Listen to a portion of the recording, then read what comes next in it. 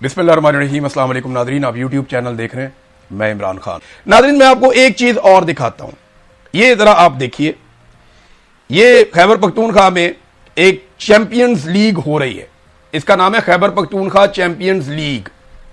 अब इसको स्पॉन्सर तो खैबर पख्तूनख्वा की हुकूमत करेगी ना, क्योंकि खैबर पख्तूनख्वा का ये अपना एक इवेंट है। तो खैबर पख्तूनख्वा की जो चैंपियंस लीग है, ये इसका इश्तिहार छपा हुआ है, ये देखें आप, बिल बोर्ड, ये बहुत बड़ा बोर्ड लगा हुआ है। बीच में सुहेल अफरीदी है, सुहेल अफरीदी के साथ फैसल करीम कुंडी है जो गवर्नर है, ये वजीर आला और गवर्नर दोनों लग गए बीच में। एक तरफ शाहिद अफरीदी है, यूनुस खान है, दो गुलूकार हैं। पाकिस्तान में क्रिकेट का जो अब तक का सबसे बड़ा लेजेंड है ना, वो इमरान खान है। पाकिस्तान ओडीआई क्रिकेट में जो एक ही वर्ल्ड कप जीता है ना, वो इमरान खान लेकर आया था, और निस्बतन कमजोर टीम के साथ लेकर आया था। उस वक्त बहुत ताकतवर टीमें मौजूद थी। पाकिस्तान की टीम इमरान खान के दौर में जितनी ताकतवर थी, उससे बहुत ज्यादा ताकतवर उसके बाद बार बार हुई, लेकिन कैप्टन नहीं था उस नौयत का, तो पाकिस्तान दोबारा वर्ल्ड कप नहीं जीता।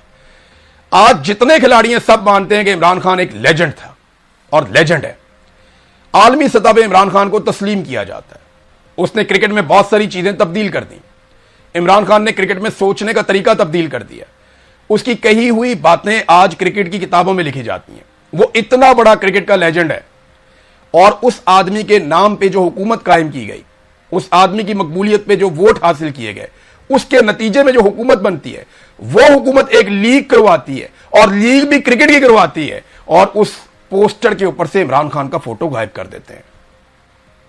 इमरान खान क्रिकेट स्टेडियम, मैं आपको यकीन से कहता हूं कि अली अमीन गंडापुर ने नाम रखा था इमरान खान क्रिकेट स्टेडियम।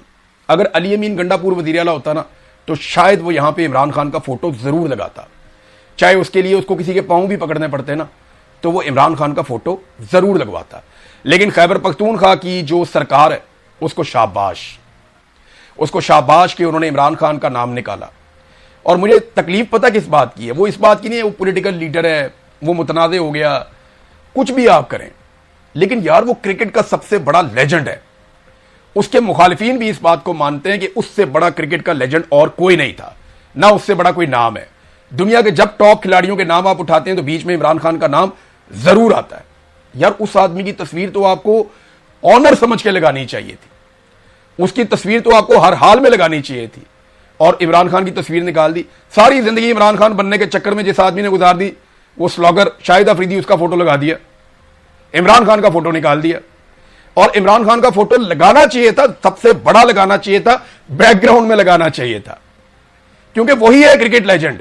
उसकी वजह से पाकिस्तान में क्रिकेट को इतनी पहचान मिली। बहुत सारे लोग उसकी वजह से क्रिकेट देखना शुरू हुए और क्रिकेट को पसंद करते हैं। आपके जितने फास्ट बॉलर आते हैं, उनमें ज्यादातर कहते हैं हम इमरान खान से मुतासिर होकर क्रिकेट में आए थे, हम इमरान खान को फॉलो करते थे।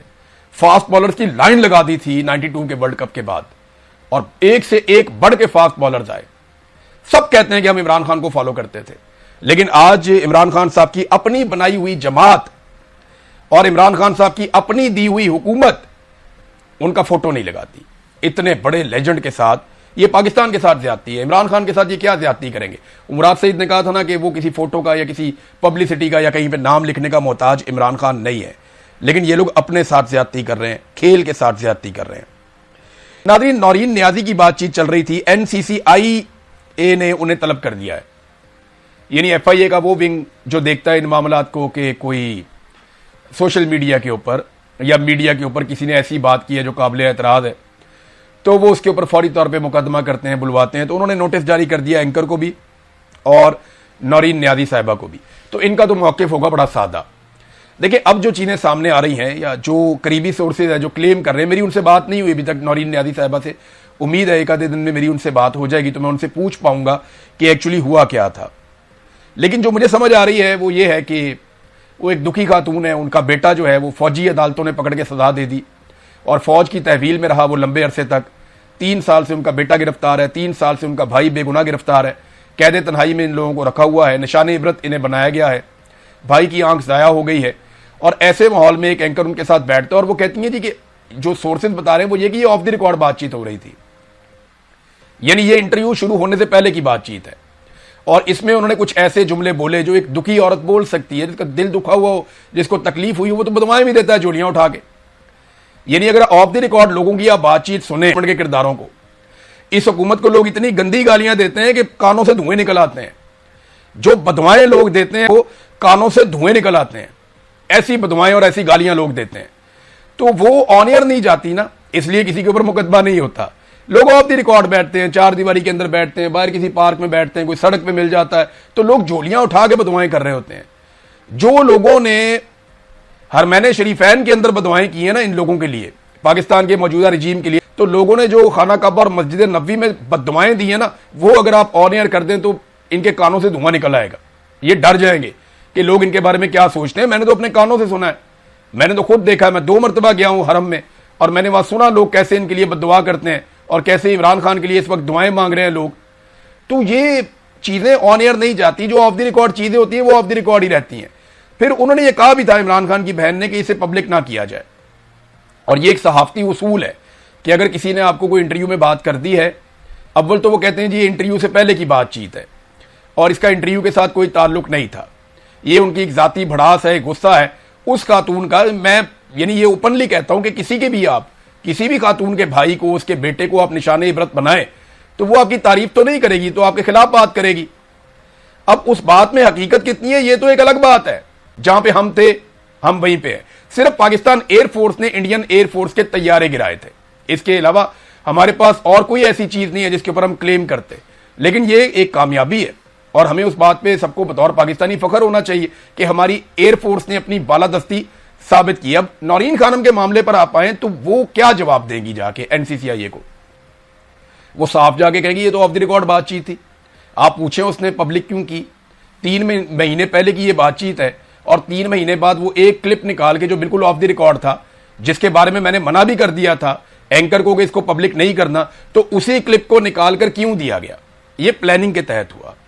अगर ये क्लिप इस हुकूमत या एस्टेब्लिशमेंट के हाथ में ना आता तो ये क्या करते?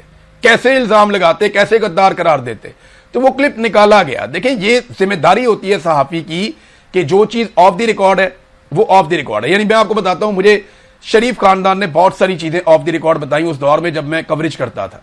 यानी शहबाज शरीफ ने मेरे सामने ऑफ द रिकॉर्ड बात की और हमजा शहबाज ने मेरे सामने ऑफ द रिकॉर्ड बातचीत की। कई इनके वुज़रा हैं जिन्होंने मेरे सामने ऑफ द रिकॉर्ड बातचीत की। इसी तरह पीटीआई के लोगों ने ऑफ द रिकॉर्ड बातचीत की। पीपल्स पार्टी के 1-2 लोग हैं, उन्होंने हमारे साथ ऑफ द रिकॉर्ड बातचीत की जी कि ये ऑफ द रिकॉर्ड है, तो फिर वो ऑफ द रिकॉर्ड रहती है। उसमें तो वो बहुत ऐसी बातें करते हैं कि वो पब्लिक हो जाए तो भूचाल आ जाए, लेकिन यह सारा कुछ पब्लिक किया नहीं जाता। लेकिन बिल आखिर एक दिन चीजें पब्लिक हो ही जाती हैं। अब जनाब नौरीन खानम को बुलाएंगे तो वो क्या कहेंगी? वो ये कहेंगी जी ऑफ द रिकॉर्ड था, और वो ये कहेंगी मैंने मना किया था ऑन एयर नहीं करना। तो फिर क्या करेंगे? किसी शख्स की सोच के ऊपर तो आप पैरा नहीं बिठा सकते ना। अगर एक आदमी अपने आप में यह समझता है कि यह चीज ऐसे नहीं ऐसे हुई है, तो इस पे कौन सा मुकदमा बनता है? यानी इस पे क्या मुकदमा आप कर सकते हैं? वो प्रैक्टिकली तो कुछ नहीं कर रहा, और जो स्टेटमेंट है वो ये कह रहे हैं कि जनाब मैंने कहा था कि इसको पब्लिक नहीं करना। ये मेरी अपनी जाती राय हो सकती है।